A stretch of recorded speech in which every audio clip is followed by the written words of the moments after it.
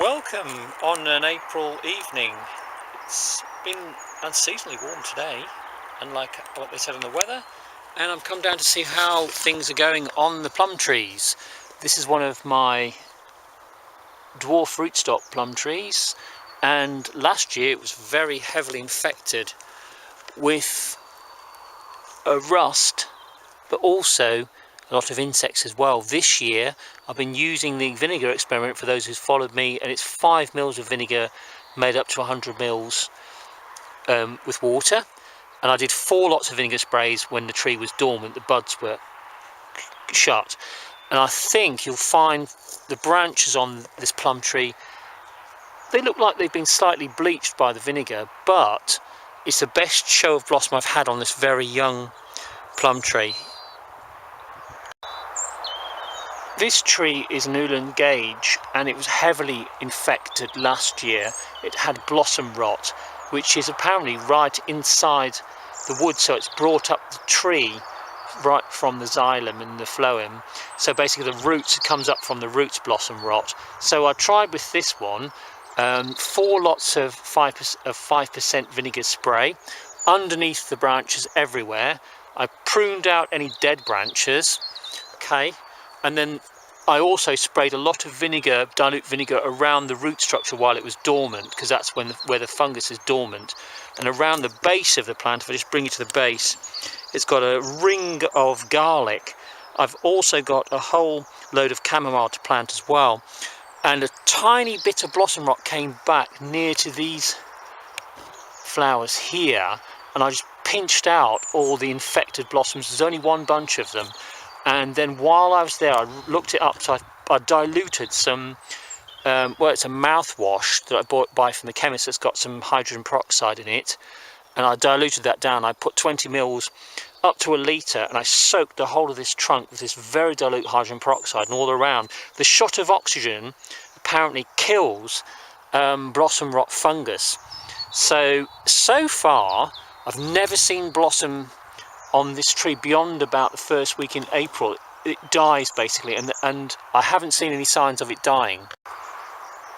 If you do get blossom rot, the first thing you'll find is there'll be a browning off of the flowers. They die too young, and also the up to the sepal that's underneath where the blossom is, and that little side stalk that goes to the flower will turn brown, okay. And also you get on the tree itself, you get like an infection spots.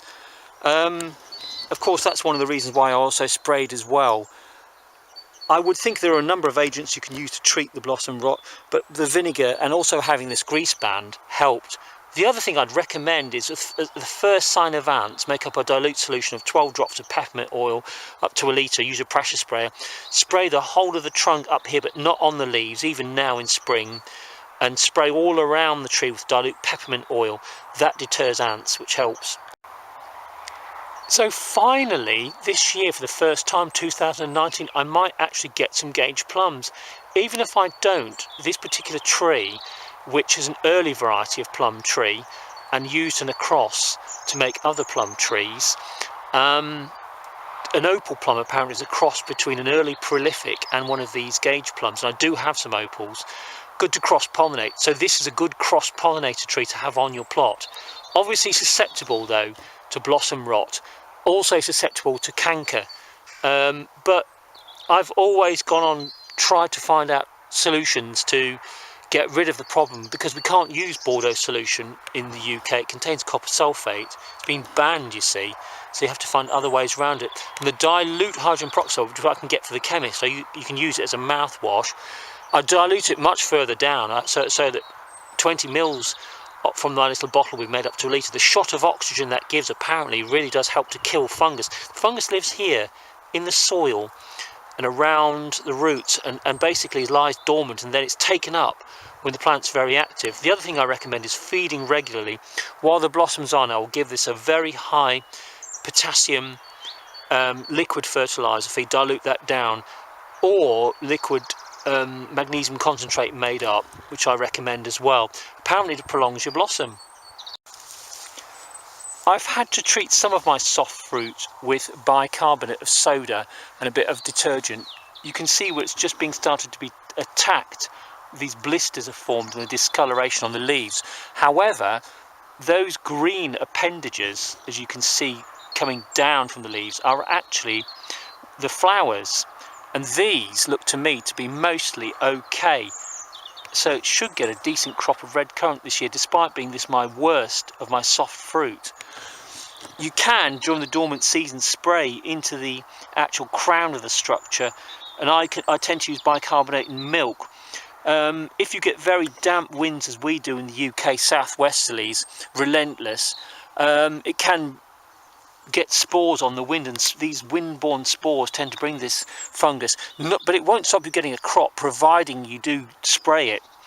And I do spray quite as early as I can. I'm looking out for these infected soft fruits, but they can still crop.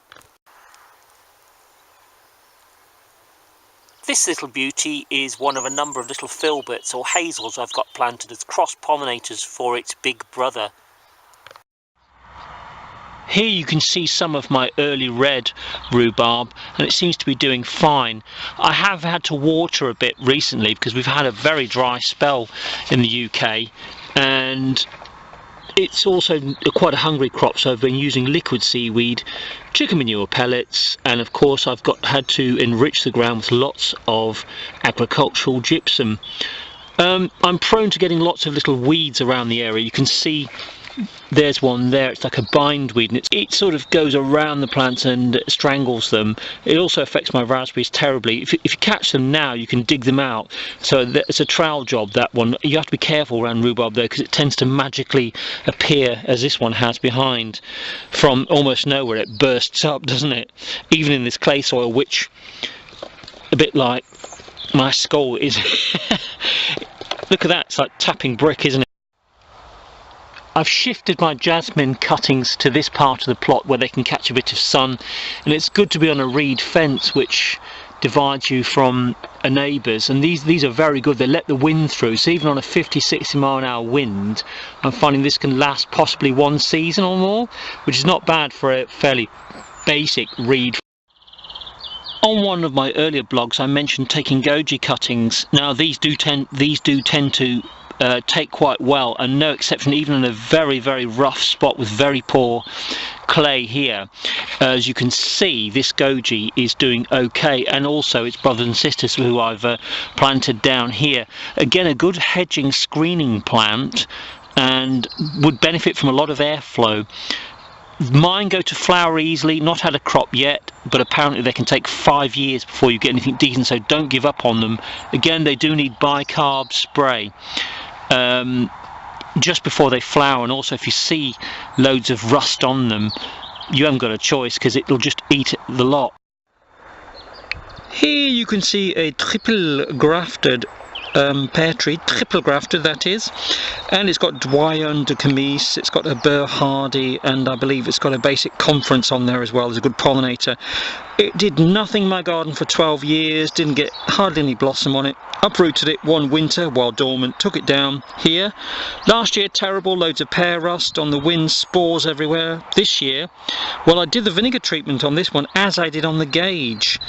It had a damn good soaking, 4 lots of the vinegar over the winter, under the branches everywhere, the whole of the trunk with the dilute vinegar, bit of detergent in it, and now look at this, it's fighting back. Hopefully it won't be hit by the horrible rust, and the blossom is absolutely gorgeous. Even just for that, it's got to be worth growing just for that, doesn't it? And staying with the theme of pears, I've got about another dozen of these dwarf rootstock pear trees. Again, cross-pollination being my main aim. I didn't want to have to go around with my artist paintbrush and do the pollination, because dwarf rootstock doesn't particularly take a heavy crop very well. You can literally almost sort of like burn a tree out by having too heavy a crop, and you have to thin your crops out anyway, especially if you've watched the advice that Cumbrian Homestead gives on this matter, because we learned from him and thinned out our fruit crops. It helped enormously because you get bigger crops, each fruit grows bigger, so you do get your money back, if that makes sense. Here we have what was a wild damson. Now, we have a lot of these on the River Trent, and some people say that they came over with the Romans, other people said it was the Crusaders, but they seem to be everywhere in hedgerows in England, and they are not native, so they did come from the Middle East.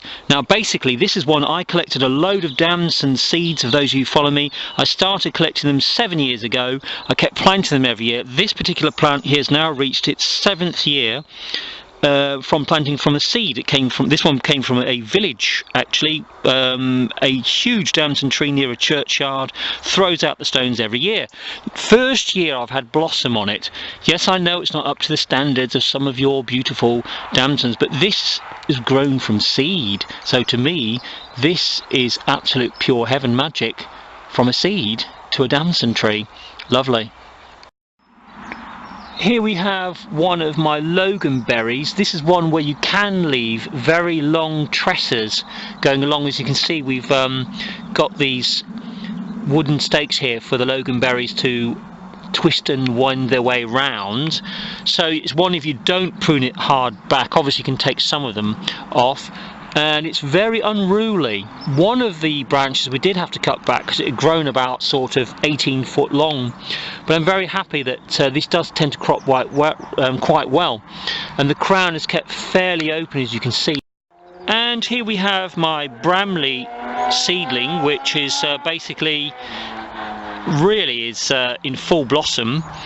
It's obviously a tree which, as you can see, throws out blossom a lot on its tips and its spurs. It's actually a tip and spur bearer, but it does need a pollinator, so I've got a red discovery nearby. Trouble is, last year my red discovery gave me nothing, so I've planted some more apple trees around, including one which is very unusual called white transparent, which is from Eastern Europe, which I picked up at B&Q. Along with some other plum trees, but I'm looking forward to a bit of a crop. That would be nice from the Bramley this year. Here we have a cherry tree that was extensively being infected. I believe it's a bacterial infection. Some books say it might even be a Pseudomonas infection, and the symptoms are you have lots of broken, oozy, sappy places in the bark, almost as if they've been sort of clefted apart by some sharp instrument, with sap pouring out in a gummy sort of resinous horrible mess. The vinegar spray has done the treat and done me proud. It's actually cleaned the whole trunk of all of the unwanted moss, and the buds to me have never ever looked so healthy on this cherry tree. Again, it was crawling with ants this time last year. I've removed as many ants' nests as I can. The worst place to find ants, of course, is if you have paving slabs. I never ever concrete mine in, because I have to lift them up about this time of year, and unfortunately it's goodbye ants. I don't tolerate ants in my plot because they tend to come up the fruit trees, they farm aphids, the aphids then pass their waste onto your tree, that grows fungus, and then your tree is basically eaten alive by all these enzymes that these organisms then produce, such as fungus. So to me, I might actually get some cherries on this tree. Of course, I'll net it if they do fruit sets, because wood pigeons eat cherries even when they're unripe. This will be a good year to test whether some of my younger fruit trees, such as this russet, are going to set fruit. Last year was a terrible year when it came to diseases, but I had a heavy apple crop despite the drought, but it did mean coming down here a lot more often than I actually planned to. But that's it with crops. You can't pick and choose when infection's going to strike, etc. This plant was being overrun by ants last year, but this year, as I said to you earlier, I've removed a lot of the ants from underneath the slabs. That's where they hide. And also the dilate peppermint oil going right up about the first 3 to 4 foot of the trunk. They don't like peppermint oil all around as well. Planting the garlic. Now this has set beautiful blossom, this russet, so let's see whether I get some nice russet apples this year. Looking forward. It looks quite healthy, the blossom this year, so we'll have to see. One of the newer varieties I've got is Ida Red. I also bought 2 of these. They're called White Transparent. Now at the moment, being very young, they haven't come out in bud, never mind leaf, and most of my apple trees have. But these are supposed to be early cropping. I'm taking it down to the fact that they're only a very young dwarf rootstock. You can see the graft there. Again, I got these from B&Q like the Ida Red, and they're unusual because I've never seen them before myself. So here we have another line of the dwarf fruit stock. We've got a pear tree. I'm going to have to take a look at this next time I'm down here. As you can see, the classic pear rust. See these little red spots here on the leaves? That needs tackling straight away. I'm going to take those leaves off. It's in full blossom, so I don't want to be spraying anything on it at the moment.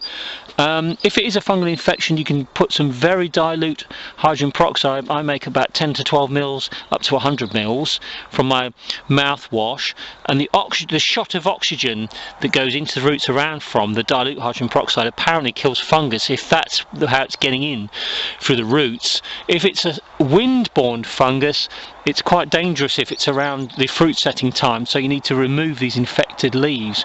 But it's a heavy set of blossom, and I've got a number of pear trees around it. There's one there and another one to the background. Of course, this little chap's turned up to say hello, to see if I'm going to be doing any digging, of course, to see what rich pickings are there. I believe there's a nest on one of my neighbour's plots not too far away, because the male was feeding the female, bringing gifts for her the other evening. Well, that's about it for this evening. I just thought you might like to know the results of the vinegar spraying experiment, and I've been very pleased with the results. Of course, this is what I'm after, isn't it? A lovely bumblebee doing its job on the plot. Can't beat it.